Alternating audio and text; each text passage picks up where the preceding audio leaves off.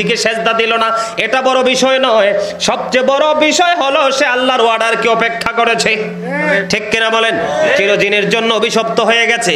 শয়তান কিন্তু জান্নাতগুলো দেখেছেন বড় সুখের জায়গা।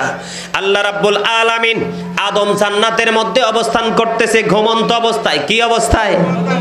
ঘুম থেকে জেগে দেখে এত সুন্দর রমণী, তিনি আশ্চর্য হয়ে গেল। এবার কিনে আদম হাওয়ার দিকে মায়ার নজরে, প্রেমের নজরে তাকায়, আর হাওয়াও আদম আলাইহিস সালামের দিকে প্রেমের নজরে তাকায়। আল্লাহ রাব্বুল আলামিন ডেকে ডেকে বলে, জিব্রাইল তাদের দিকে তাকাও, তাদের নজর চৌনি ভালো দেখা যায় না। সুবহানাল্লাহ কোন।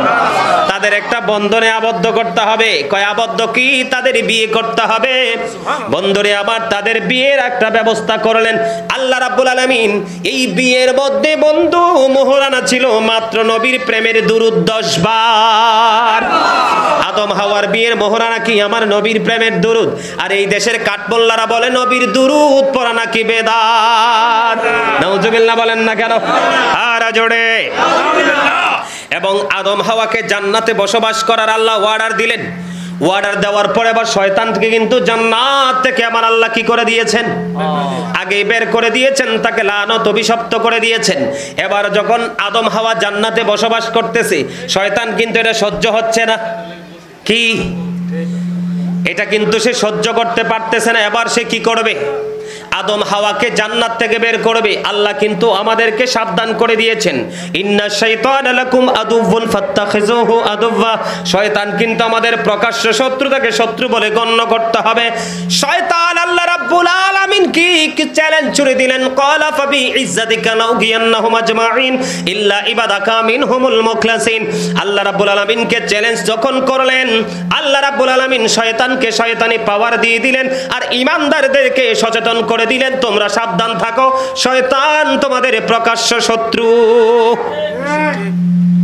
আল্লাহ মানুষকেও সচেতন করলো, শয়তানকেও শয়তানি পাওয়ার দিয়ে দিল। কিন্তু আল্লাহ রাব্বুল আলামিন আরেকটা মজার খবর দিয়েছেন, ইন্না কাইদা শাইতানি কানা দাইফা। আল্লাহ বলেছেন শয়তান ডিসিপশন ইজ ভেরি উইক। শয়তানের ধোঁকা ঈমানদারদের জন্য একেবারে দুর্বল। হাজার চেষ্টা করলেও কিন্তু ধোঁকা দিতে পারবে। জোরে জোরে বলেন না সুবহানাল্লাহ। প্রাণ দেওয়ার পরে তিনি চক্ষু মেলে দেখতে পাইলেন লা ইলাহা ইল্লাল্লাহ মুহাম্মাদুর রাসূলুল্লাহ সাল্লাল্লাহু আলাইহি সাল্লাম। উনি প্রশ্ন করলেন, লা ইলাহা ইল্লাল্লাহ চিনতে পারলাম, কিন্তু পাশে যে মুহাম্মদ, এইটা কে? তখন আদম সফিউল্লাহকে ফেরেশতারা জানিয়ে দিলেন যে এটা হলো প্রথম নবী, যার উসিলায় আপনি ক্ষমা পাবেন, আল্লাহর দিদার প্রাপ্ত হবেন। সুবহানাল্লাহ। আদম মনে মনে চিন্তা করতেছে। কি করতেছে? আদম মনে মনে চিন্তা করে, আমি তো আসলাম আগে, আমার পরে আসবে সেই নবী, তার উসিলায় আমি সম্মানী হব, আমি দামি হব, এটা তো বুঝে আসতেছে না। আল্লাহ রাব্বুল আলামিন এবার ফেরেশতাকে অর্ডার দিলেন, আদমের বডির মধ্যে কিছু ময়লা আছে, এগুলো সরিয়ে দাও। এই ময়লা যখন সরিয়ে দিবে, তখনই আদমের সব কিছু ক্লিয়ার হয়ে যাবে। এই ময়লাগুলো কি জানেন? আদমের বডির মধ্যে যেই যেই জায়গায় শয়তানের টাচ লেগেছে, এই ময়লাগুলো সেখান থেকে বের করে জান্নাতের একটা জায়গায় পুঁতে দিয়েছে। আর কিছুদিন পরে ওই ময়লা থেকে জন্ম হয়েছে গন্ধম গাছ। জোরে জোরে নাউজুবিল্লাহ। মজা লাগে না খবরটা? আপনারা সবাই জানেন গন্ধম কোত্থেকে জন্ম হয়েছে, এটা আপনারা অনেকেই জানেন না। গন্ধম জন্ম হলো, এটা কিন্তু ভয়ঙ্কর একটা গাছ।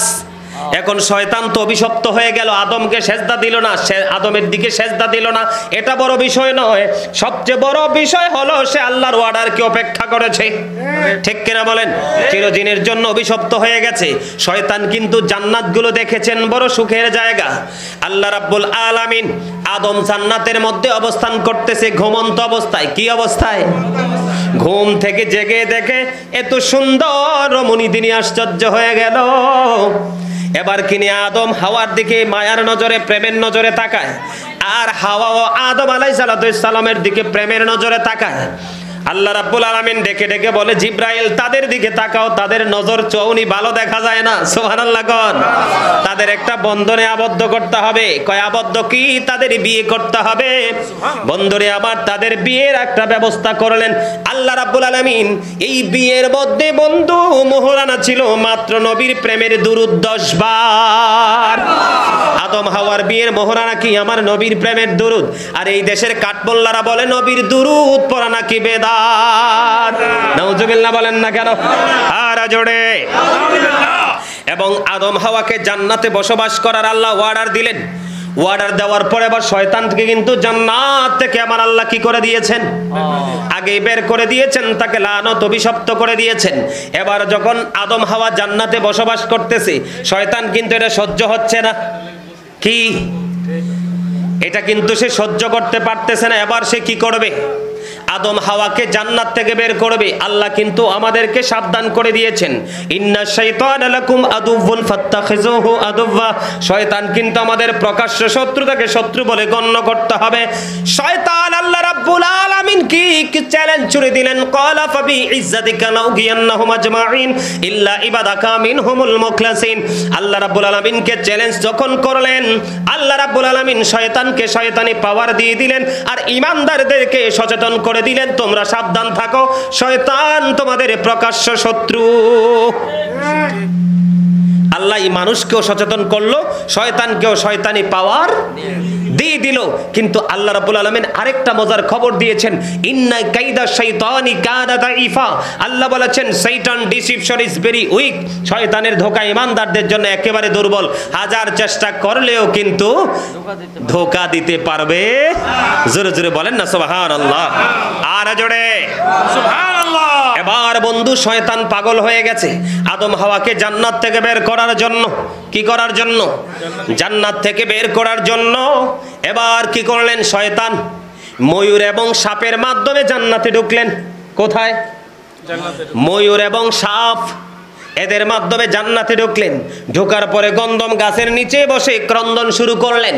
কান্না যখন শুরু করলেন, আহাজারি শুরু করলেন। মা হাওয়া তার কাছে আসলেন।